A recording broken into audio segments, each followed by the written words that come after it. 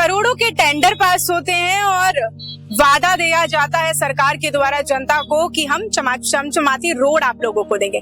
लेकिन इस समय मैं मौजूद हूँ जयपुर के उस पॉश एरिया में जहां पर जेडीए है, और जेडीए वही जयपुर विकास प्राधिकरण, जहां पर सारे टेंडर्स बनाए जाते हैं, सड़कों का निर्माण कार्य किया जाता है, कंपनीज को टेंडर पास किए जाते हैं, जहां से हर चीज मुहैया करवाई जाती है। वही जेडीए के सामने के रोड की अगर मैं आपको हालत दिखाऊं तो आप खुद सोचने पर मजबूर हो जाएंगे कि इस तरीके की हालत यहाँ पर बनी हुई है।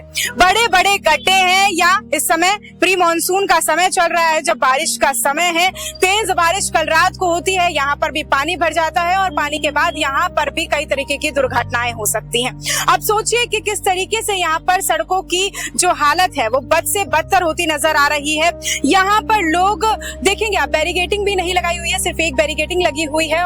अगर बारिश के मौसम में यहाँ पर पूरा पानी भर जाएगा और पानी भरने की वजह से जो हादसे हैं वो दोगुने हो जाते हैं। आप सोचिए इस समय जब बारिश का मौसम है तब तो इस तरीके के गड्ढे खुले बिल्कुल नहीं छोड़ने चाहिए, और क्योंकि इस तरीके के हादसे होते हैं। अभी हाल फिलहाल में आपने गुजरात का हादसा देखा होगा, गुजरात में कपल जा रहा था, इसी तरीके के गड्ढे में उनकी जो बाइक है वो गिर जाती है और उसके बाद दोनों कपल बहुत ज्यादा गंभीर तरीके से चोटिल हो जाते हैं। अब क्या जयपुर में भी इस तरीके से लोगों के साथ जो है गतिविधि होगी? क्योंकि अगर हम देखें तो इस तरीके के बड़े बड़े गड्ढे ये साफ तौर पर दिखा रहे हैं कि अब दुर्घटना कभी भी हो सकती है। क्या जयपुर के लोगों को सिर्फ इन गड्ढों के जो है विपरीत छोड़ दिया गया है कि आप गिरिए मरिए और जो कुछ भी होता है सरकार या प्रशासन इसके लिए जिम्मेदारी नहीं उठाएगी? क्योंकि जब करोड़ों के टेंडर पास होते हैं, जब चुनावों का समय होता है, जब विकास कार्य के वादे किए जाते हैं, तब तो बड़ी बड़ी चीजें होती हैं कि हम ये कर देंगे और वो कर देंगे, और उसके बावजूद आप सड़कों की हालत देखेंगे।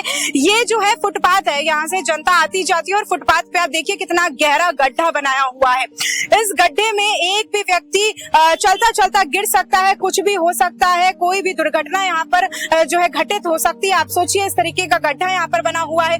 उस तरफ का भी मैंने आपको गड्ढा दिखाया। ये वो सड़क है जहाँ पर मंत्री जी निकलती हैं, ये वो सड़क है, ये वो जेएलएन मार्ग है जहाँ की रोडों को चमचमाती बोला जाता है, जहाँ की रोडों को बारे में बताया जाता है कि क्या बढ़िया चमचमाती रोड बनाई गई है। लेकिन ये वही जयपुर विकास प्राधिकरण है जहाँ पर जेसीए के अधिकारी बैठते हैं, जेडीए के अधिकारी बैठते हैं, जहाँ पर सारी जो पॉलिसीज है वो फ्रेम की जाती है। बावजूद इसके अगर मैं आपको सड़कों की हालत दिखाऊं तो ये बद से बदतर होती नजर आ रही है। यहाँ पर सारे गड्ढे खुले हुए हैं, सीवरेज के पाइप, लाइंस और जितनी भी जो गैसेस के लाइंस हैं वो सब यहाँ पर खुले छोड़ दिए गए हैं। अब क्या इंतजार कर रहा है प्रशासन?